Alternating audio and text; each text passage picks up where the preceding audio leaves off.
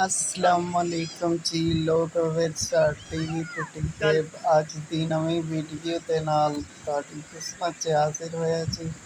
आज बहुत अच्छी बारिश हुई है जी, बच्चे पानी में नहा रहे हैं जी। तो खास करके मिक्याल लवली फ्रंट ग्रुप का हम बहुत ममनून हैं जी। उन्हों का प्यार है तो उन्हों का खलूस है जो साढ़े चैनल नाल बहुत प्यार करने, साड़ी हर वीडियो वेखने जी। तमाम जितने भी साढ़े व्यूवर हैं उन्होंने बेहद ममनून और मशहूर हाँ असी कि वो साढ़े चैनल नाल प्यार करने। जितने भी साढ़े चैनल नाल प्यार करने वाले अल्लाह ताला सारे नू सलामत रखे।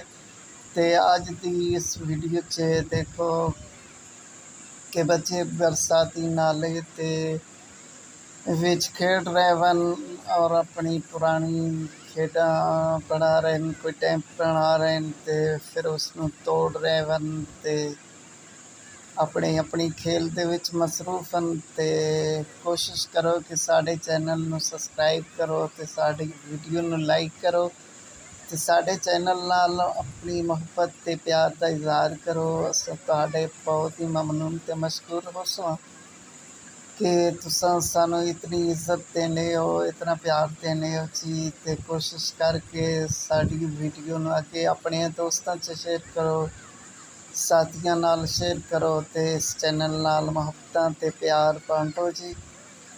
तो माशाअल्लाह जी, मिक्याल लवली फ्रंट ग्रुप का बेहद शुक्रिया।